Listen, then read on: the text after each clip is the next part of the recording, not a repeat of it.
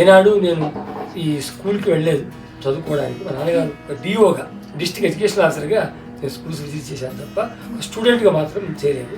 నాకు ఎంత ఆరోగ్యంగా జీవించిన ఒక 70 ఏళ్ళు 80 ఏళ్ళు ఇంకా అయితే 90 ఏళ్ళు జీవిస్తాం తప్ప. నేను అమ్మవారి అనుష్ఠానం చేయాలి, నాతో పాటు ఆ అమ్మవారి యొక్క అనుగ్రహం 10 మందికి చేరాలి అని ఎక్కడికి వద్దున్నా భార్య ఉంటుంది, కానీ తల్లిగారికి ఇంటికి వద్దుంటే మాత్రం ఎట్టి పరిస్థితుల్లో వినదు. సహజమైన ఎప్పుడైనా సరే ధర్మానికే విజయం తప్ప అధర్మానికి విజయం ఉండదు. శత్రువులను నశింపజేయనది బగల. అందరికీ నమస్కారం. ప్రతి శనివారం అంటే వీలైన ప్రతి శనివారం మేము మా ఫామ్కి వెళ్తూ ఉంటాము. అయితే ఈ శనివారం అక్కడికి వెళ్ళకుండా వేరొక బ్యూటిఫుల్ ప్లేస్కి వెళ్ళబోతున్నాము. సో అదేంటంటే ఒక శక్తిపీఠ నిర్మిస్తున్నారు, అక్కడికి వెళ్ళబోతున్నాను ఇప్పుడు. నేను కొన్ని మంత్స్ బ్యాక్ ఒక వీడియో పెట్టాను, మా వ్యవసాయ ప్రయాణం వెనుక కథ అని ఒక వీడియో పెట్టాను. ఆ వీడియో ఇంట్రొడక్షన్ చెప్పేటప్పుడు ఒక వ్యక్తిని చూపించాను నేను. ఆయన ఫస్ట్ ఫార్మింగ్ స్టార్ట్ చేస్తే ఆయన చూసి ఇన్స్పైర్ అయ్యి మేము కూడా ఆ వ్యవసాయం భూమి తీసుకొని స్టార్ట్ చేశామని చెప్పాను కదా. సో ఆ లింక్ కూడా మీకు కింద డిస్క్రిప్షన్ బాక్స్లో ఇస్తున్నాను, చూడండి. ఆయన సచిన్ కొలీగ్ అనమాట. అంటే ఒక 10 years నుంచి ఆయనతో మాకు పరిచయం ఉంది. ఇప్పుడు వాళ్ళిద్దరు వేరు వేరు ఆఫీసెస్ మారిపోయినా సరే ఆ రిలేషన్ అలానే ఉంది. జస్ట్ కొలీగ్ని దాటిపోయి ఒక ఫ్యామిలీ మెంబర్ లాగా అయిపోయారు. అలానే వాళ్ళ కుటుంబ సభ్యులందరూ కూడా మాకు బాగా తెలుసు. సచిన్ స్నేహితుడు ఎవరైతే ఉన్నారో వాళ్ళ తండ్రి గారే ఆ శక్తిపీఠ నిర్మాణం చేపట్టారు. సో ఆయన అక్కడ నిర్మాణం చేపట్టడానికి కారణం ఏంటి, ఆ ప్లేస్ని ఎందుకు ఎంచుకున్నారు, ఇలాంటి వివరాలన్నీ నేను ఆయన్నే అడిగి తెలుసుకుంటాను, మీకు కూడా తెలియజేస్తాను.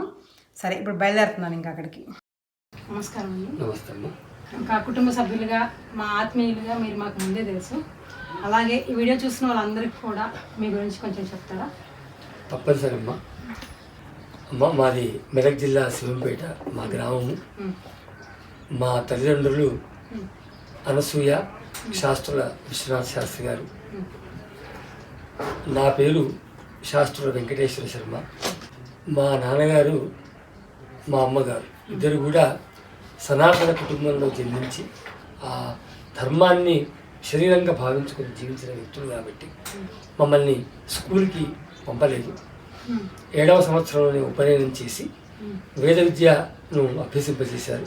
మా నాన్నగారు ధర్మం యందు మక్కువతో ఈ శివంపేట గ్రామంలోనే తెలంగాణ రాష్ట్రంలోనే మొట్టమొదటి వేద పాఠశాలను స్థాపించారమ్మ.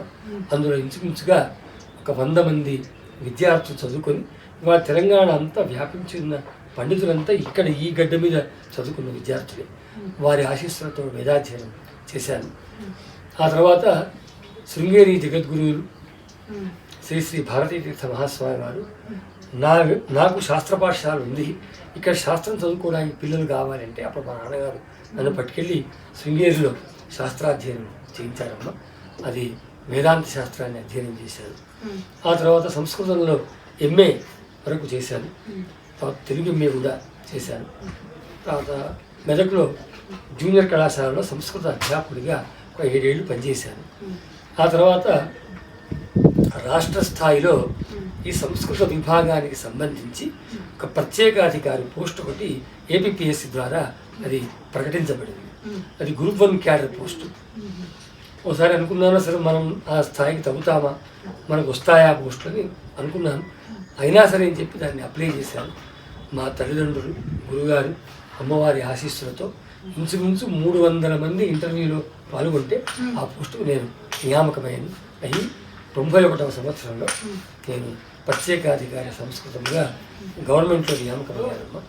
98వ సంవత్సరంలో జిల్లా విద్యాశాఖ అధికారిగా, అంటే ఇప్పుడు మనం డిస్ట్రిక్ట్ ఎడ్యుకేషన్ ఆఫీసర్ అంటాం, ఆ పదవిలో ప్రమోషన్ వచ్చి వివిధ ప్రాంతాల్లో అంటే రంపచోడవరం ఏజెన్సీ ప్రాంతంలో కూడా నేను డిఓగా పనిచేసి మన ట్రైబ్స్కి విద్య ఎందు మంచి, అంటే వాళ్ళకి ఎక్కువగా చదువుకుందామనే ఆసక్తి ఉండదు. ఆ గూడాలన్నీ తిరుక్కుంటూ ఆ పిల్లలందరికీ కూడా చదువు ఎందు ఆసక్తి పెంచి ఎంతోమంది పిల్లల్ని మరి పాఠశాలను చేర్పించి అక్కడ విద్యాశాఖ అధికారిగా చక్కగా చేయడం జరిగింది. ఆ తర్వాత నాకు ఈస్ట్ గోదావరి డిఓగా వెళ్ళాను. అక్కడ ఉన్నప్పుడు కూడా అనేక ఈ సర్వశిక్షా అభియానాన్ని అందరికీ తెలిసి ఉంటుంది స్కీమ్. అది ఆ స్కీమ్లో అనేక రకాల కార్యక్రమాలను చేపట్టి ఎన్నో పాఠశాల భవనాలు నిర్మించడం, అంతేకాకుండా అప్పుడున్నటువంటి అధికారులతో ఉత్తమ జిల్లా విద్యాశాఖ అధికారిగా 2-3 పర్యాయాలు ఉత్తమ డిఓ అధికారిగా అవార్డు కూడా తీసుకోవడం జరిగింది. అలా చేస్తూ ఆ తర్వాత జోన్ 4 అండి ఇది. కర్నూలు, కడప, అనంతపురం, చిత్తూరు ఆ 4 జిల్లాలకు హెడ్గా రీజనల్ జాయింట్ అంటారు ఎడ్యుకేషన్ డిపార్ట్మెంట్లో, అది పనిచేశాను. ఆ తర్వాత అప్పుడు రాజ్యలక్ష్మి గారు విద్యాశాఖ మంత్రి గారు, శర్మ గారు మా జోన్కి మీరు చేయాలని చెప్పి మళ్ళీ అక్కడి నుంచి జోన్ 3 గుంటూరు అంటే గుంటూరు, ప్రకాశం, నెల్లూరు ఆ 3 డిస్ట్రిక్ట్స్ కూడా నేను రీజనల్ డైరెక్టర్ పనిచేశాను. గవర్నమెంట్ ఆఫ్ ఇండియా స్థాయిలో ఒక ఎడ్యుకేషన్ ఇన్స్టిట్యూషన్ ఉంటుంది, వాళ్ళు జ్యువెల్ ఆఫ్ ఇండియా అనే ఒక అవార్డు కూడా అప్పుడు నాకు ఇచ్చారమ్మా. అదొక ప్రైవేట్ ఆర్గనైజేషన్ అయినప్పుడు కూడా గుర్తించి విద్యను గుర్తించి వాళ్ళు ఇచ్చారు. 2008లో సర్వశిక్షా అభియాన్లో అడిషనల్ డైరెక్టర్గా పనిచేశాను. ఆ తర్వాత ఓపెన్ స్కూల్ అంటే సార్వత్రిక విద్యాపీఠం దాని డైరెక్టర్గా చేశాను. తర్వాత టెక్స్ట్ బుక్స్ వాటికి పాఠ్య పుస్తకాలు వాటికి డైరెక్టర్గా పనిచేశాను. గ్రంథాలయాలు, లైబ్రరీస్, పబ్లిక్ లైబ్రరీస్ వాటికి డైరెక్టర్గా పనిచేశాను. ఇది కాకుండా ఒక మంచి అధికారి కావాలి అని ప్రస్తుతం మన డీజీపీ గారు అప్పటి మా సెక్రటరీ గారిని కోరితే సెక్రటరీ రెసిడెన్షియల్ స్కూల్గా కూడా నేను పనిచేశాను. ఈ రకంగా అనేక హోదాల్లో పనిచేసి మన 2021వ సంవత్సరం జనవరిలో పదవి విరమణ చేశాను. అవకాశం వచ్చింటే ఎక్స్టెన్షన్ వచ్చేదేమో, కానీ నేను అక్కడి నుంచి అంటే జీవిత సార్థక్యము సాఫల్యము జరగాలనే ఉద్దేశం మీద నేను మా నాన్నగారు ఏదైతే సంస్కృత విద్యను నాకు నేర్పించి వేదశాస్త్రాలు చెప్పి ధర్మాన్ని కాపాడమని బాధ్యత అప్పచెప్పారో ఆ దాన్ని నిర్వహించడం కోసం అని చెప్పి సున్నితంగా వాటిని తిరస్కరించుకొని అమ్మవారి సేవ కోసం ఇచ్చాను. ఇన్నేళ్ళు కూడా అంటే 30 ఏళ్ళు నేను ఎగ్జిక్యూటివ్ పోస్ట్లో నేను అధికారిగా పనిచేశాను. చేసినప్పటికీ ఎప్పుడు కూడా ఎక్కడ ఉన్నా నా ధర్మాన్ని, దైవ చింతన, దైవ అనుగ్రహాన్ని కోసం పాకులాడడాన్ని మాత్రం వదిలిపెట్టలేదు. ఒక విశేషం ఏంటంటే అందరికీ ఆశ్చర్యం కలగవచ్చు, ఏనాడు నేను ఈ స్కూల్కి వెళ్ళలేదు చదువుకోవడానికి. మా నాన్నగారు సనాతన సంప్రదాయాన్ని ఒక మాటలో చెప్పాలి అంటే వేదమే సర్వస్వము, వేదం చదువుకుంటేనే మొత్తం వస్తుంది అని ఒక అభిప్రాయంతో ఉండి పాఠశాలకు ఏదో అక్షరాలు నేర్పడం తప్ప అంతకన్నా ఎక్కువ తెలియదు. నేను పాఠశాలకు నేను ఎప్పుడు వెళ్ళానంటే అధికారిగా ఇన్స్పెక్షన్స్ మాత్రమే నేను వెళ్ళాను. డిఓగా, డిస్ట్రిక్ట్ ఎడ్యుకేషన్ ఆఫీసర్గా నేను స్కూల్స్ విజిట్ చేశాను తప్ప ఒక స్టూడెంట్గా మాత్రం చేయలేదు. దానికి అమ్మ అనుగ్రహం, మా పెద్దల గురువుల యొక్క ఆశీస్సులు కావడం, ఇది నా జీవిత.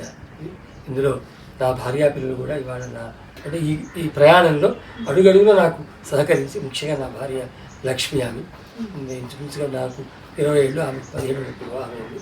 నాటి నుంచి నేటి వరకు ప్రతి అంశాన్ని కూడా ఆమె నాకు చేదోడువాదిగా ఉంది. మా పిల్లల గురించి మీరు మా కుటుంబ సభ్యులు కాబట్టి మీకు తెలుసు. వికాస్, వివేక్ వాళ్ళ భార్యలు అయితే వాళ్ళు అసలు వీళ్ళకన్నా ఎక్కువ వాళ్ళే కూతుళ్ళలాగా నాకు ఉన్నారు. వాళ్ళతో పాటు సహజ అందరం కలిసి ఒకే దగ్గర ఉంటున్నాం. ఉమ్మడి కుటుంబాలు ఇప్పుడు కరువైనమో కానీ మేము మాత్రం 10 మంది వాళ్ళ పిల్లలు నాతో దగ్గర ఉంటున్నాం. ఇది నాకు సంబంధించిన అంశం. యాక్చువల్గా ఏంటంటే మీ గురించి మాకు అన్నీ తెలుసు అనుకున్నాము. ఇప్పుడు మీరు చెప్పిన తర్వాత మీ గురించి మాకు తెలియని విషయాలు ఎన్నో తెలిసినాయి. అంటే పాఠశాలకు వెళ్ళకుండా వేద విద్యను అభ్యసించి మీరు ఇన్ని పదవులు నిర్వహించారు, అది కూడా సక్సెస్ఫుల్గా నిర్వహించారు. చాలా సంతోషము. మీరు చెప్పిన దాన్ని బట్టి అంటే మీరు వృత్తిరీత్యా మీరు భౌతిక రూపంలో వేరే ప్లేస్లో ఉన్నా కూడా మీ మనసు, మీ ఆత్మ ఇక్కడే ఉందని నాకు అర్థమైంది. ఎప్పుడు ఆధ్యాత్మికంగానే ఆలోచిస్తారని కూడా అర్థమైంది. ఇప్పుడు పదవీ విరమణ తర్వాత మీరు ఈ ప్లేస్లో శక్తిపీఠాన్ని నిర్మాణం చేయడానికి గల కారణం ఏంటి? దానికి ఈ స్థలాన్ని ఎందుకు ఎంచుకున్నారు? వాస్తవానికి పదవీ విరమణ తర్వాత చాలామంది ఏమన్నారంటే మీరు 3 ఏళ్ళు ఒక ఎక్స్టెన్షన్ తీసుకోవచ్చు అని. నేను వద్దన్నా కానీ మా సెక్రటరీ మేడం గారు చిత్రా రామచంద్రన్ అని స్పెషల్ చీఫ్ సెక్రటరీ గారు ఎంత బతిలాడుతున్నా వినకుండా నాకు 3 ఏళ్ళు ఎక్స్టెన్షన్ ఇవ్వని చెప్పి ఆవిడ రాసి గవర్నమెంట్ పంపించారు. దేవసేన అని మా కమిషనర్ ఐఏఎస్ ఆఫీసర్, ఆ మేడం గారు కూడా శర్మ గారు తప్పనిసరి మీరు చేయాల్సిందే, మీ పోటీ వాడు ఉండాల్సిందే డిపార్ట్మెంట్ అని పంపించారు. కానీ నా మనస్సు అంతా ఇంకోవైపు లాగుతూ ఉంటుంది. జీవితం అనేది ఎంత ఆరోగ్యంగా జీవించినా ఒక 70 ఏళ్ళు 80 ఏళ్ళు ఇంకా అయితే 90 ఏళ్ళు జీవిస్తాం తప్ప అంతకన్నా ఎక్కువ జీవించాం. 58 ఏళ్ళు అయిపోయి వస్తే ఎక్స్టెన్షన్ ఇంకో 3 ఏళ్ళు వస్తే వస్తుంది. కానీ ఈ 3 ఏళ్ళైనా నేను ఎందుకు ఆలస్యం చేయాలి? అసలు నిజమైన నా జీవిత లక్ష్యం ఏది? దాని వైపు ఎందుకు వెళ్ళకూడదు అని ఆలోచన వచ్చి వాళ్ళ రిక్వెస్ట్ని మన్నిస్తూ ప్రతిపాదనలు వెళ్ళుతున్నప్పటికి కూడా చూస్తూ మౌనంగా ఉండిపోయి అలా ఉండిపోయాను. అమ్మవారే నన్ను అంటే ఆ ప్రయత్నం వైపు వెళ్ళలేకుండా పదవి విరమణ సహజంగానే జనవరిలో జరిగిపోయింది. జరిగిన తర్వాత ఏదైతే లక్ష్యం ఉందో నేను అమ్మవారి అనుష్ఠానం చేయాలి, నాతో పాటు ఆ అమ్మవారి యొక్క అనుగ్రహం 10 మందికి చేరాలి అనేది ఒక లక్ష్యంగా ఉంది. అందువల్ల నేను 1998వ సంవత్సరంలో, అంతకుముందే మా నాన్నగారు మాకు శ్రీ విద్యా దీక్ష ఇచ్చారు. పాదుకాంత దీక్ష అంటారు. అంటే శక్తి సంప్రదాయంలో కొన్ని పద్ధతులు ఉన్నాయి. ఆ పద్ధతులలో పూర్ణ దీక్ష అని, ఇక ఆ దీక్ష తర్వాత మళ్ళీ ఇక ఏం ఉపదేశాలు ఉండవు. మా నాన్నగారు ఇచ్చేశారు. అది 85లో ఇచ్చారు. మా గురువుగారు నాన్నగారు, వారి గురువుగారు, మా పరమ గురువు గారు కరపాత్ర స్వామివారని ధర్మ సమ్రాట్ చెక్క చూడామని కాశీలో వారు, ఆ పరంపరలో మేము దీక్ష తీసుకున్నాం. కానీ నేను ఎగ్జిక్యూటివ్ పోస్ట్లో ఉంటున్నప్పుడు 98లో ఎందుకో అనుకోకుండా బుద్ధిలో ఈ బగళాముఖి అమ్మవారు నా బుద్ధిలోకి వచ్చిన తర్వాత మా అన్నగారు భార్గవరామ శర్మ గారని గొప్ప శ్రీ విద్యా సంప్రదాయం వారిని చర్చించి వారి సలహా తీసుకుని 98 నుంచి శ్రీ బగళాముఖి అనుష్ఠానాన్ని చేస్తున్నాను. నాకు ఏమనిపించిందంటే ఈ శివంపేట గ్రామానికి ఒక ప్రత్యేకత. మీరు అడిగారు కదమ్మా ఎందుకు ఇది ఎంచుకున్నారు ఈ శక్తిపీఠానికి అని. ఇక్కడ 1970లో తెలంగాణ ప్రాంతంలో మా నాన్నగారు మొట్టమొదటి వేద పాఠశాల తెలంగాణలో మొట్టమొదటి స్థాపించారు. ఆంధ్ర ప్రాంతంలో మంచి మంచి విద్వాంసులు ఉన్నారు, పాఠశాలలు ఉన్నాయి. తెలంగాణలో కొంచెం వేద విద్య తక్కువే. నాన్నగారు అప్పుడు ఈ 70లో ఇక్కడ స్థాపించి 100 మంది విద్యార్థులు, వేద విద్యార్థులు ఈ ప్రాంతంలో నుంచి, ఈ శివంపేట ఇదే ప్రాంతంలో నుంచి వేద విద్యార్థులు ఇవాళ బయటికి వెళ్ళి శాస్త్ర పండితులుగా, వేద విద్యార్థులు, వేద పండితులుగా మన భద్రకాళి దేవాలయంలో ఇవన్నీ వేద పండితులు ఇక్కడ చదువుకున్న వాళ్ళే. 25 ఏళ్ళు ఇక్కడ వేద పాఠశాలలు ఇచ్చింది. అదొకటి. తర్వాత 1985వ సంవత్సరంలో మనందరికీ పరమ గురువులు జగద్గురు శృంగేరి భారతీ తీర్థ మహాస్వామి గారు ఇక్కడికి నా కోరికతో, నా ప్రార్థన వల్ల ఈ ఊరికి రావడం జరిగింది. వచ్చినప్పుడు నాన్నగారు వారికి అత్యంత ప్రియమైన శిష్యులు. అందువల్ల నాన్నగారి దృష్టిలో పెట్టుకొని నేను కూడా శృంగేరి చదువుకున్నాను కాబట్టి నన్ను ఆయన వెంకటేశ్వర అని పిలిచేవారు. వెంకటేశ్వర, ఇక్కడ ఏదో శాశ్వతమైనటువంటి కార్యక్రమం జరగాలి ఇక్కడ అన్నారు. గురుగారు మీ ఇష్టం అన్నప్పుడు అక్కడ వారు కనపడతారు. అది శృంగేరి భారతీ మహాస్వామి గారు వేద విద్య ద్వారా సనాతన ధర్మం ఈ ప్రాంతంలో నుంచి ముందుకు వెళ్ళాలి అన్న ఉద్దేశం మీద ఇక్కడ ఒక శిలాన్యాసం చేసి వెళ్ళారు. అందువల్ల ఈ ప్రాంతాన్ని నేనంటే ఇంతకన్నా పవిత్రమైన పుణ్యభూమి ఎక్కడ ఉండదు. ఈ శక్తి ఇక్కడైతేనే మరి సరిగా నేను స్థాపిస్తే సరిగ్గా 10 మందికి అమ్మ శ్రేయస్సు వెళుతుంది. అంతేకాకుండా ఇంకొక మాట కూడా పెద్దలు ఏం చెప్తారంటే, వాస్తవానికి ఇది శివాపురము అని ఉండేది పూర్వకాలంలో. శివ అంటే అమ్మవారు, శివుడు అంటే శంకరుడు, శివాపురము అంటే పూర్వం. ఆ శివాపురము ఈ పంచాయతీ అంటే ఈ జడ్పీ వీళ్ళ తహసీల్ దాంట్లో పడి పేట అనేది సులభంగా ఉంటుందనే ఉద్దేశం మీద దీన్ని శివంపేటగా మార్చుకున్నారు. కానీ ఈ ఊరి పేరు శివాపురమే అని అన్నారు. ఆమె శివ కాబట్టి మరి ఆమె పురం కూడా ఇదే. తెలంగాణ రాష్ట్రానికి కూడా కరెక్ట్గా సెంటర్ మధ్య భాగంలో ఉంది కాబట్టి ఇక్కడ స్థాపించాను.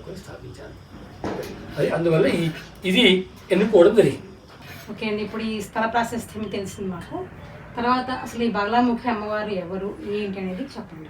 తప్పనిసరమ్మా, ఈ బగళాముఖి అమ్మవారు గురించి చెప్పడానికి కొంచెం అంటే ఈ శాక్త సంప్రదాయం తెలుసుకోవాలి. అంటే మీ ద్వారా సమాజానికి తెలియాలి కాబట్టి శాక్త సంప్రదాయంలో 10 మహావిద్యలు ఉన్నాయి. వాటి మహావిద్యలు అంటారు.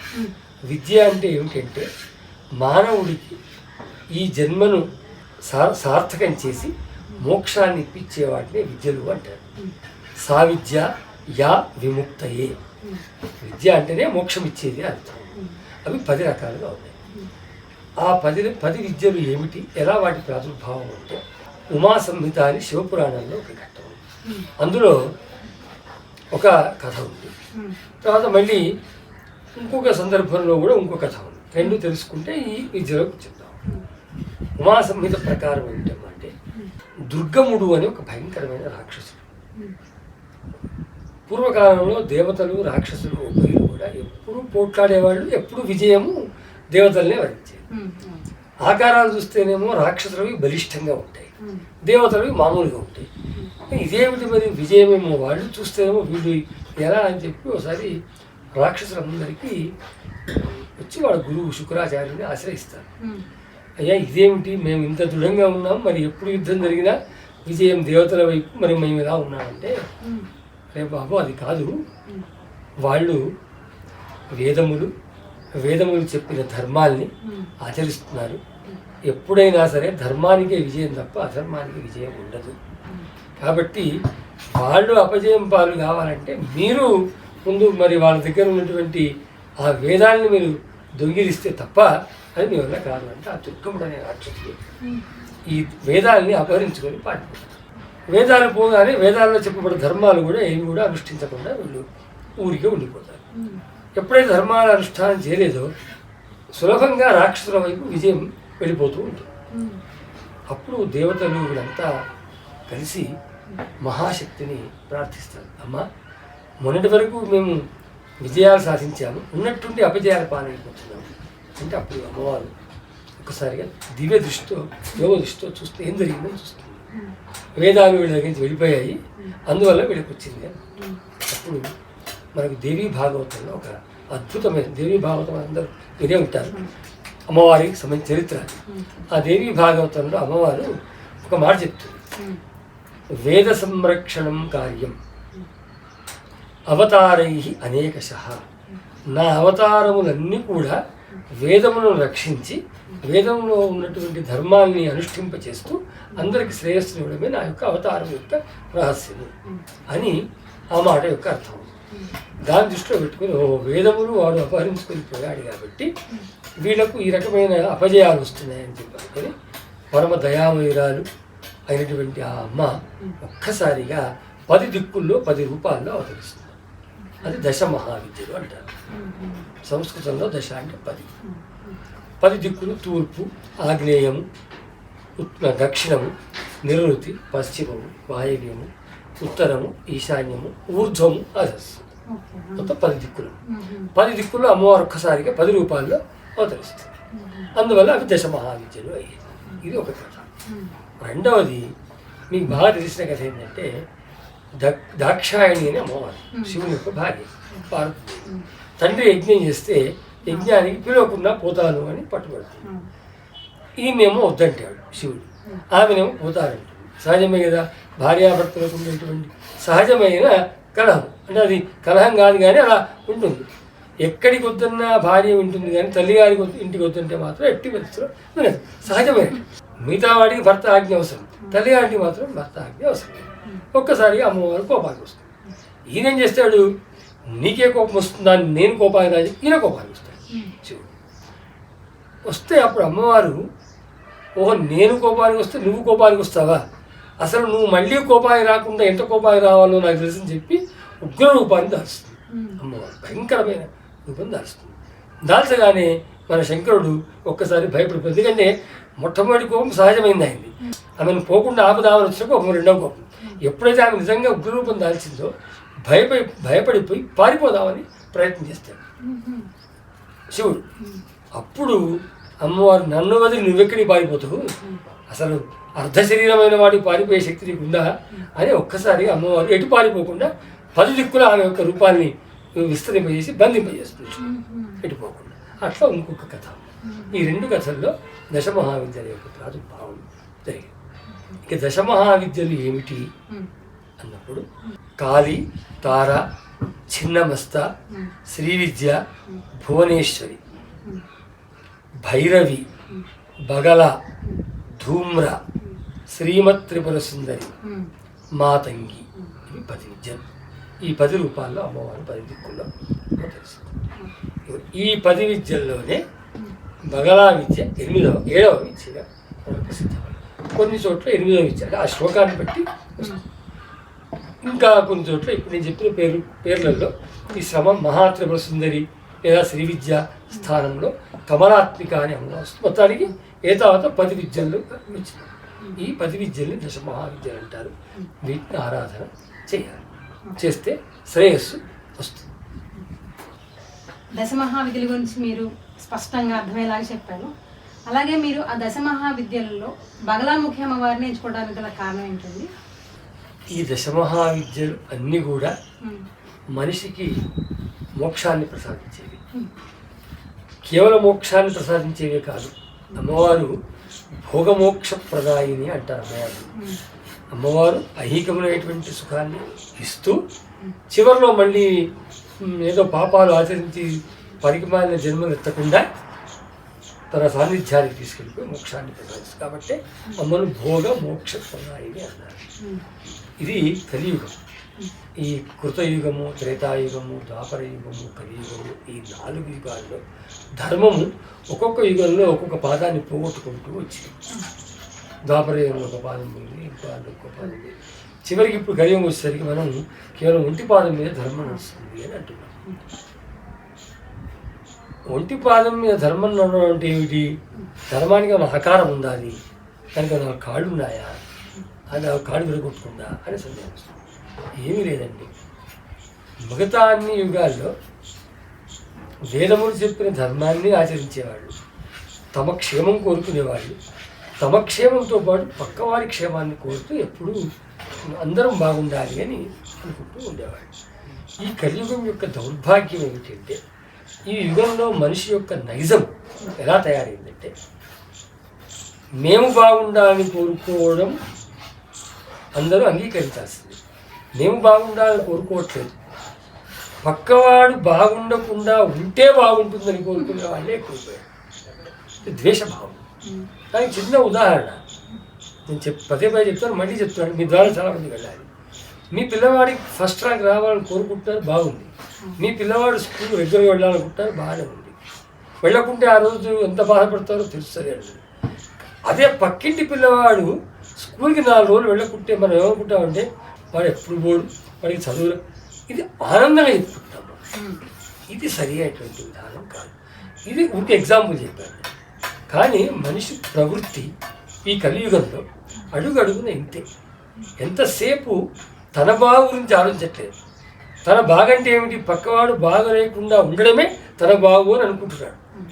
ఇది ధర్మం ఒంటి పాదం మీద నడవడం అంటే ఇది.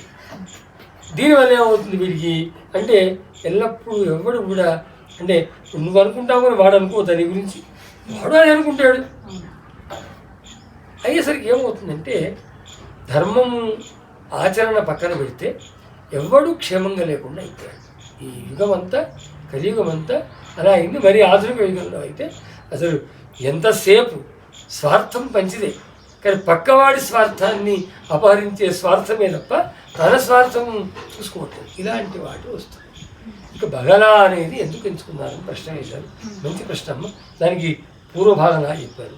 అసలు బగలా అంటే ఏమిటి అంటే, ఎవరు అమ్మను ఆశ్రయిస్తారో వాళ్ళ, ఇంతకుముందు చెప్పా కదా, పక్కవాడు బాగుండొద్దు అని అనుకుంటారని. ఇప్పుడు ఈ అమ్మను ఆశ్రయించిన వాడి గురించి ఎవడు వీని గురించి ఏమనుకున్నా వాడి దరిదాపుల్లోకి కూడా రాకుండా ఉంచేటువంటి ఒక శక్తి బగలా అని. ఇక అంటే ఇది అందరికి వర్తిస్తుందండి. మనకు వర్తిస్తుంది, మన పక్కవాడికి వర్తిస్తుంది, ఎదుటివాడికి వర్తిస్తుంది. ఎవరు అమ్మను ఆశ్రయిస్తారో బగలాముఖిని, వారి గురించి చెడుగా ఎవరు ఆలోచించరు, వాడి గురించి ఎవరు కూడా తప్పుగా ఆలోచన చేయరు, వాడికి శత్రువులు అనేవాడే ఉండరు. ఇలా అన్ని రకాలుగా వాడికి ఏదైనా అడ్డొస్తే దాన్ని వెంటనే అమ్మవారు స్తంభింపజేస్తుంది, ఆపేస్తుంది. వాడి మీద ఎక్కువ తక్కువ ఎవడైనా మాట్లాడితే వాడి నాలుకను మరి పట్టి బంధించేస్తుంది. వీడి మాట ఎక్కడైనా నెగ్గకుండా ఉన్నప్పుడు వీడి మాటను నెగ్గిస్తుంది. ఈ శక్తులన్నీ కూడా బగలాశక్తులు. ఇవి ఇవాళ అవసరమైనవి. ఈ యుగానికి ఇవి అవసరం. ఒకటి, మనం క్షేమంగా ఉండాలి, పక్కవాడి క్షేమంగా ఉండాలి. పక్కవాడి క్షేమంగా ఉండొద్దు అని అనుకోవడమే అధర్మం. అలా అంటే ఊరికి ఎగ్జాంపుల్ ఇలా అన్ని ప్రతి అంతే. అధర్మం అంటేనే ఈ రకంగా అది. ఇక ఈ బగలా అమ్మవారి గురించి విన్నాము.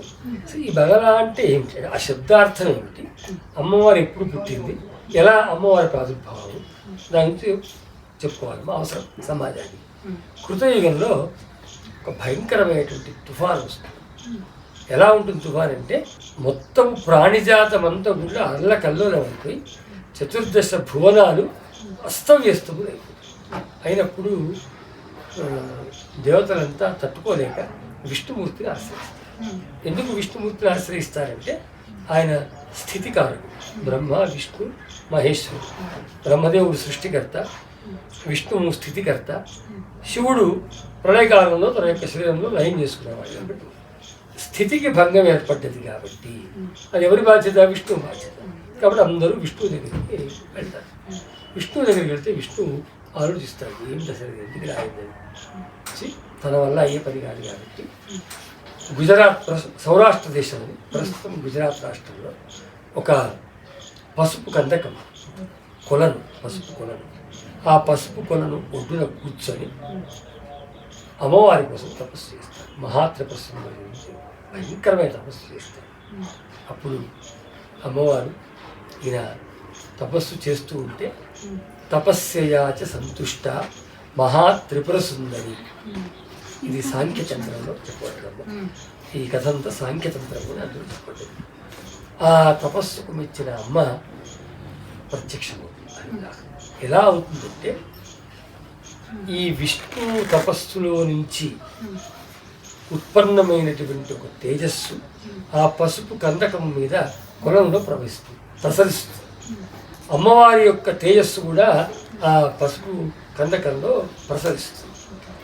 ఎప్పుడైతే ఈ విష్ణు తేజస్సు, జగన్మాత యొక్క తేజస్సు ఆ పసుపు కందకంలో కొలంలో ప్రసరించగానే అందులో నుంచి మనకు బగలామాత పసుపు రూపంలో ఆవిర్భవిస్తుంది.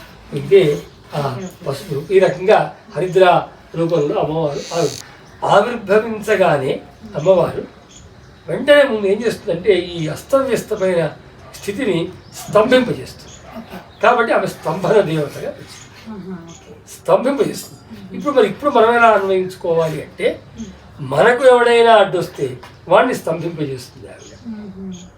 ఎప్పుడు మనము ధర్మయుక్తంగా ఉంటే, తప్పు మనం చేస్తూ వాడిని స్తంభింపజేయమంటే మాత్రం చేయదు, మననే స్తంభింపజేస్తుంది. ఆ హరిద్రాహ్రదంలో మహాపీత హ్రదస్యాంతే సౌరాష్ట్రే బగళాంబిక, ఆ భయంకరమైనటువంటి తపస్సునకు మెచ్చినదై ఆ పీతహ్రదంలో అమ్మవారు బగళా రూపంలో అందుకే బ్రహ్మాస్త్ర విద్యా సంజాత త్రైలోక్య స్తంభిని పరా అని ఆమెకు ఆ రోజు నుంచి ఆమె బ్రహ్మాస్త్ర విద్యగా, అంటే ఇక తిరుగులేదు అని మనం బ్రహ్మాస్త్రం తిరుగులేదు, బ్రహ్మాస్త్రం అంటాం. బ్రహ్మాస్త్ర విద్యగా, అదేవిధంగా త్రైలోక్య స్తంభిని, త్రైలోక్యంలో లోకాల్లో ఉత్పన్నమైన ఆ తుఫాను స్తంభింపజేసి స్తంభన దేవతగా ఆవిడ ప్రసిద్ధమైంది. అందువల్ల ఇక్కడ మీరు గమనిస్తే అమ్మవారు ఒక రాక్షసుని నాలుక పట్టుకున్నట్టుగా ఉంటుంది. అది పట్టుకోవడం కాదు, నాలుక కాదు, రాక్షసుని కాదు, పట్టుకోవడం కాదు, స్తంభనానికి ఒక సింబాల్. పట్టుకో అంటే ఎవరు అమ్మను ఆరాధించే వాళ్లకు ఎదురుగా పోతాడో వాళ్ళ వాక్కు స్తంభించడం. ఎవడు అమ్మను ఆశ్రయిస్తాడో వాడి వాక్కుకు ప్రాముఖ్యం వస్తుంది. ఎవడు అమ్మను ఆశ్రయించిన వాడికి వ్యతిరేకంగా వెళ్తాడో వాడి వాక్కు స్తంభనం. దానికి ఆ జిహ్వాంకీలయ ఆ రకమైనటువంటి అది అమ్మవారి. ఇంకా ఇంకొక అర్థం, భగం అంటే శబ్దము అని అర్థం. లా అనే దానికి ఇచ్చుట, పుచ్చుకొనుట రెండు అర్థాలు. ఇవ్వడము, పుచ్చుకోవడం. ఎవడు భక్తుడో అక్కడ శబ్దాన్ని ఇస్తుందమ్మ, భగం లాతి ఇస్తుంది. ఎవడు భక్తుడిని ఇబ్బంది పెడతాడో అక్కడ తీసేసుకుంటాడు. అంటే దీనివల్ల భగంలాతి బగల అంటే ఎవడు అమ్మ అనుగ్రహాన్ని పొందుతాడో వాడి మాట స్థిరమై ఉంటుంది, నిలబడుతుంది. వాడి మాటకు 10 మందిలో విలువ ఉంటుంది. ఎవడు అమ్మ భక్తుడిని ఇబ్బంది పెడతాడో వాడి మాటకు విలువ ఉండదు, వాడి మాట నిలబడదు. ఇంకా చెప్తే ఎక్కువ తక్కువ మాట్లాడితే వాడి నోరు మూత మూగిస్తుంది తప్ప ఇంకా మనం కాదు. అందువల్ల బగలా అని ఇంకోటి ఈ అర్థం. ఇది కాకుండా ఇంకొక అర్థం కూడా ఉంది. ఇది నిగూఢ అర్థమే అయినా చాలా అవసరం. ఇంతకుముందు మనం చెప్పుకున్న దాన్ని బట్టి అవసరం. ఈ కాలంలో ఈ శత్రువులు ఎక్కువ ఉన్నారు. శత్రువులు చాలా, అంటే శత్రువు అనగానే మనం ఏదో తగాదాలు పెట్టుకునే శత్రువులు ఉంటారు వాళ్ళు. అలా కాదు, అనేక రకాల శత్రువులు. వాడు మనస్సుతో ద్వేషిస్తాడు, వాడు క్రియలతో ద్వేషిస్తాడు, వాడు నోటితో ద్వేషిస్తాడు. ఈ రకమైన శత్రువులు ఉంటారు. అంటే వాడి మనస్సే మనం ఇష్టపడదు, వాడి వాక్కు అసలు ఇష్టపడదు, వాడి చేతలు కూడా మనకి నచ్చం. పోతూ ఏదో మనం దారిలో ఏదో వాడు పోతాడు, అది నచ్చదు. అంటే వాడి గుణం. ఇట్లా శత్రువులు చాలా మంది. దానికి కూడా ఈ బగలా శబ్దం యొక్క అర్థము అమ్మవారి ఏమిటంటే వలగములు. అంటే సంస్కృతంలో శత్రువులు మన వినాశనానికి ప్రయోగించేటువంటి వస్తువుల్ని వలగములు అంటారు.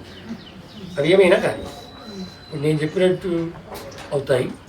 ఇంకా దానికి కొంచెం వాళ్ళు ఏమన్నారంటే ఏదో మన నాశనానికి కొన్ని వస్తువులు భూమిలో పాతి పెట్టడం, వాటి వలగములు అంటారు. నేను అవి కూడా వాడు మనస్సుతో మనమే ద్వేషం పెట్టుకుంటే అవి వలగములే అవుతాయి. వాక్కు అన్ని వలగములు. ఆ సంస్కృత వాడికి వలగము అంటే శత్రువు మన వినాశనానికి ప్రయోగించేటువంటి వాటిని వలగములు అంటారు. ఆ వలగములను హంతి సంహరిస్తుంది, చంపేస్తుంది, నశింపజేస్తుంది, నాశనం చేస్తుంది. కాబట్టి వలగహ వలగాన్ హంతికి వలగహ. వా బా రెండు మనకు ఒకటే అని మనకు తెలుసు. వైద్యనాథు అంటాం కదా. కాబట్టి వలగహ అనే శబ్దము బలగహ శబ్దంగా మారింది. ఆ బలగహ శబ్దమే రాను వర్ణం వ్యత్యాసం జరిగి బగలాగా మార్పు చెందింది. దాన్ని బట్టి బగలా అంటే శత్రువులను నశింపజేయనిది బగల, శత్రువు అనేవాడు లేకుండా చేసేది బగల. కలియుగంలో శత్రువు అనేవాడు ఉంటే మనం అభివృద్ధిలోకి రాము. కాబట్టి ప్రతివాడు శత్రువులాగా ఏదో రకంగా ఇబ్బంది పెట్టాలని చూస్తున్నాడు. కాబట్టి ఆమె ఆశ్రయం అవసరం. అందుకే కలియుగం కాబట్టి నేను దశమహావిద్యలో ఆ బగలా విద్యను ఎన్నుకోవడం జరిగింది. అంతేకాకుండా మనకు వన్య పురాణంలో చెప్తారు. ఏమని చెప్తారంటే బగలేతి మహామంత్రం సర్వేషాం సర్వకామదం. బాగాల అనే ఈ 3 అక్షరాట ఒక మహామంత్రం అట. ఎప్పుడు ఏ కష్టం వచ్చినా ఒక 10 నిమిషాలు కళ్ళు మూసుకొని కూర్చొని బగలాంబాయి నమః అని అనుకుంటే 11 సార్లు అనుకుంటే అవి అలా తొలగిపోతాయి. కాబట్టి మీ యూట్యూబ్ ద్వారా ఎవరైతే ఉన్నారో ఎవరైనా సరే వాళ్ళు కష్టం వచ్చినప్పుడు కళ్ళు మూసుకొని చక్కగా కాళ్ళు కడుక్కొని కళ్ళు మూసుకొని ఐం బగలాంబాయి నమః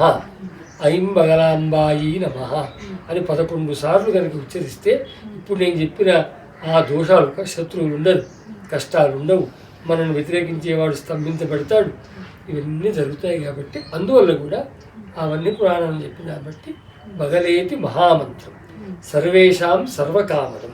ఏ కోరిక కోరితే ఆ కోరిక తీసుకోవాలి. కాబట్టి కూడా నేను 10 మహావిద్యల్లో బగలా విద్యను దక్షిణామూర్తి కల్పనలో కూడా అమ్మవారి గురించి మనకు ఒక విషయం చెప్పాడు. ఏం చెప్పిందంటే అమ్మవారిని ఆశ్రయిస్తే అంటే అమ్మవారిని మనం ఆరాధిస్తే లేదా ఇంతకుముందు చెప్పినట్టుగా ఐం బగలాంబాయి నమః అని కనుక అనుకుంటే శత్రువులే ఉండరట. నతస్య శత్రవ కోపి, శత్రువులు ఎవరు ఉండరు. ఎలా సాధ్యమది అంటే సాధ్యమే. సఖాయ సర్వయేవచ, అందరూ మిత్రులాగా మారిపోతారు. సాధ్యమవుతుందా? ఎంతమందిని చూస్తున్నాం, రోజుకిద్దరు పెరుగుతున్నారు తప్ప శత్రువులు తగ్గడం లేదు మనకి అని మనం అనుకుంటాం.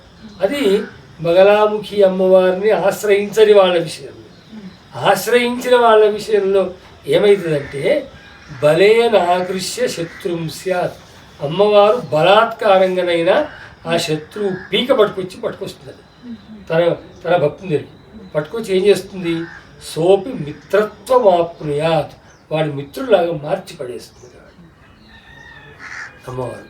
కాబట్టి నతస్య శత్రవ కోపి, సాధ్యమా అంటే సఖాయ సర్వయేవచ, అందరూ మిత్రులే అవుతారు. ఎలా అవుతారయ్యా అంటే అమ్మవారే బలేన ఆకృష్య శత్రుం స్యాత్, వాడు ఆ శత్రువులు బలవంతంగా అయినా సరే తన భక్తులు పట్టుకొచ్చి సోపి మిత్రత్వం ఆప్నుయాత్, వాడి మిత్రులాగా మార్చేస్తారు. ఎప్పుడు ప్రపంచమంతా మిత్రులాగా ఉంటే వాడికన్నా అదృష్టవంతుడు ఇవాళ ఈ యుగంలో ఇంకెవడున్నాడు? శత్రువులు లేని వాడికన్నా, అజాత శత్రువు కన్నా అదృష్టవంతుడు ఎవడూ లేడు. అలాంటి మహత్తరమైన శక్తి అమ్మవారికి ఉంది. కాబట్టి నేను దశమహావిద్యలు విశేషములే. దశమహావిద్యలు మోక్షదాయులు, కేవలం మోక్షమే కాదు భోగమోక్షప్రదాయులు అవుతాయి. అందులో బగలా విద్య ఎందుకంటే అడుగడుగున కష్టాలు, అడుగడుగున నష్టాలు, అడుగడుగున అవస్థలు, అడుగడుగున బాధలు అనుభవిస్తున్నాం కాబట్టి వాటిని అన్నింటినీ కూడా స్తంభింపజేసి శత్రువు లేకుండా మనకు కావలసిన శ్రేయస్సును ప్రసాదించేటువంటి తల్లి కాబట్టి అమ్మవారిని ఈ పవిత్రమైన పుణ్యభూమిలో మరి స్థాపించుకొని 10 మందికి అమ్మ అనుగ్రహాన్ని ఇవ్వాలనుకుని ఈ శక్తిపీఠ స్థాపనకు సంకల్పించుకోవడం జరిగింది. అయ్యా మాకు బగలాముఖి అమ్మవారి గురించి విధాయలాగా చెప్పారు. అమ్మ ఇంకా మాకు తెలుసుకోవాల్సిన ఏదైనా ఉంటే చెప్పండి. ఏం లేదమ్మా, ఇక్కడ దేవాలయ శక్తిపీఠము అనేది అవునండి నిర్మాణం గురించి అదే విషయం. అయితే శక్తిపీఠం అని ఎందుకు అన్నానంటే ఈ అమ్మవారు మహావిద్యలో ఒక విద్య. దేవాలయం అన్నా శక్తిపీఠం అన్నా ఒకటే, తేడా ఏమీ లేదు. జగన్మాత బగళ శక్తి స్వరూపుడు, మహావిద్యా స్వరూపుడు. అందువల్ల బగళాముఖి శక్తిపీఠంగా దీన్ని నామకరణం చేసుకున్నాం. ఎందుకంటే ఆమె శక్తి కాబట్టి, ఆదిశక్తి కాబట్టి ఆమె పెట్టుకున్నాం. అంతేకాకుండా దేవాలయ నిర్మాణం కూడా అష్టభుజ ఆకారం, అంటే దేవాలయము చతురస్రముగనో లేదా వర్తులాకారం గుండ్రగనో కాకుండా అష్టభుజములు వస్తాయి, దిక్కులు ఇలా వస్తాయి. ఆ అష్టభుజులు వచ్చి ముందుకు అర్ధమంటపం వస్తుంది. ఈ అష్టభుజుల్లో ఒక భుజం అనేది అంటే ఒక దిక్కు అనేది గర్భాలయం యొక్క ద్వారం అవుతుంది. కాబట్టి 7 మిగిలాయి. ఈ అర్ధమంటపానికి ఆ పక్క ఈ పక్క ఈ మధ్యది ద్వారం అవుతుంది కాబట్టి ఇది కాకుండా మిగతా 7 ఉంటాయి. మొత్తం 9 అయ్యాయి. ఇప్పుడు ఏం చేస్తున్నామమ్మా అంటే నేను చెప్తున్న అర్ధమంటపంతో కలిపిన ఈ అష్టభుజ దేవాలయము హరిద్రాహృదంలో ఉండేట్టుగా నిర్మాణం చేస్తున్నాము. చుట్టూ పసుపు నీళ్లు ఉంటాయి దేవాలయానికి. ఆ పసుపు నీళ్ళ చుట్టూ మళ్ళీ మనం ప్రదక్షిణ చేసుకోవాలిగా ప్రదక్షిణ మంటపం కూడా వస్తుంది. అంటే భక్తుడు దేవాలయ ప్రవేశం చేసి ప్రదక్షిణ ఆరంభిస్తే ఈ హరిద్రాహృదం చుట్టూ ప్రదక్షిణం చేసుకుని అమ్మ దర్శనం చేసుకుంటాడు. మరొక విశేషం ఏమిటి అంటే భక్తుడు హరిద్రాహృదం చుట్టూ ప్రదక్షిణం చేస్తున్నప్పుడు ఈ 9 భాగాల మీద బగళాముఖి విద్యను మినహాయించి మిగతా 9 విద్యలు కూడా శిలపై చెక్కుతున్నాము అని. అంటే వరుస క్రమంలో సవ్యంగా మనం ప్రదక్షిణ చేస్తూ ఉంటే మనకి కాళి, తార, చిన్నమస్త, శ్రీ విద్య, భువనేశ్వరి, భైరవి, ధూమ్ర, శ్రీమత్ త్రిపుర సుందరి, మాతంగి ఈ 9 వస్తాయి. మళ్ళీ అలా తిరిగేసి అర్ధమంటపం లోపలనే అమ్మవారు బగళాముఖి అమ్మవారు కనపడుతుంది. ఆయుధాలు గద, తర్వాత పాశము, వజ్రాయుధము, నాలుక. రాక్షసు నాలుకనే, నాలుకను పట్టుకోవడం, బంధించడం. ఆసనం పద్మం. అది ఇప్పుడు ఇక్కడ ఇంకొక విశేషం ఏంటంటే అమ్మవారి యంత్రము ఇక్కడ ఇది యంత్రం. ఈ యంత్రంలో మీకు ఇలా ఉంటుంది. ఇది కూడా కృష్ణశిలతో నిర్మాణం చేస్తున్నాము. 16 దళాలు వస్తాయి, లోపల 8 దళములు ఉంటాయి, ఈ షట్కోణము ఉంటుంది, ఈ మధ్యలో బిందువు అమ్మ, ఈ మధ్యలో బిందువు. ఈ బిందువుపై అమ్మవారి విగ్రహం వస్తుంది. ఇది పీఠం లాగా వస్తుంది, కమలాకారం వస్తుంది.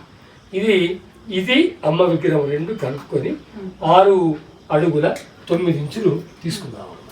దేవాలయం వచ్చి ఇంచుమించుగా 36 అడుగుల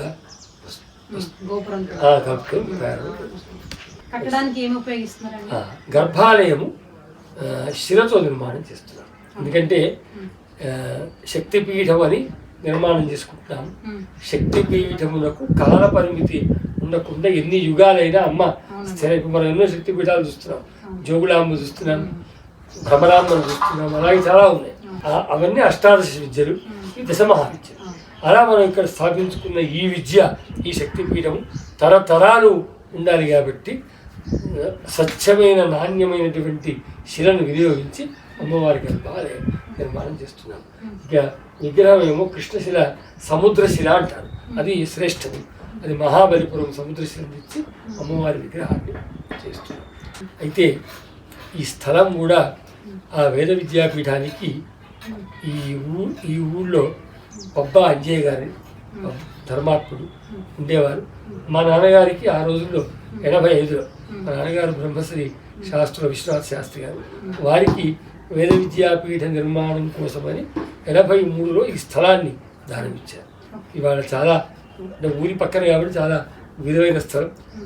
తర్వాత వారి కుమారుడు బొబ్బా రమేష్ గారు, తర్వాత వారి కుమారుడు మహేష్ గుప్తా గారు, ఆ ఉభయ దంపతులు వాళ్ళంతా కలిసి మళ్ళీ మొన్న సంక్రమణ రోజున మళ్ళీ నన్ను పిలిచి, అయ్యా ఇక్కడ మీరు ధర్మ కార్యక్రమాలు చేస్తూ ఉన్నారు, మీరు స్వేచ్ఛ ఏదైనా చేయండి అని చెప్పి పాపం వాళ్ళు ఈ ధనం ఈ స్థలం అంతా ధనం ఇచ్చారు, చేస్తున్నాం.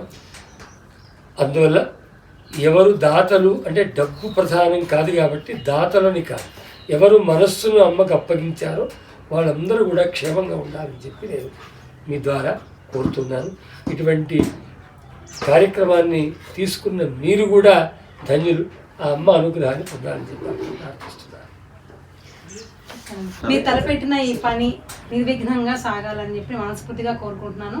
అలాగే ఏదో విధంగా ఉడత సాయం కూడా కాదు, అమ్మవారు చేసేది ఎప్పుడు సాయం కాదు, నేను కూడా నా ధర్మంగా ఈ గుడిలో భాగంగా ఉండాలి. సంతోషం. అందుకే అదే కోరుతున్నాను, మీలాంటి సహృదయులు తోడుగా ఈ దేవాలయానికి ఉన్నారు అంటే అది కోట్ల విలువ. అందున అమ్మ శక్తియే నువ్వు శక్తి. నీ నోట అన్నావు అంటే ఇంకా మరి ఆ అమ్మ అనుగ్రహం వచ్చినట్టు లెక్కమ్మ. మీ రూపంలో మా శక్తిపీఠానికి ఈ వాక్కు చాలు, ఈ మాట చాలు. దేవుడు